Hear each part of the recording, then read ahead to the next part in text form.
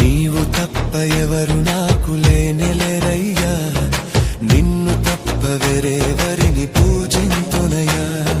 నీవు తప్ప ఎవరు నాకు లేనెలేరయ్యా,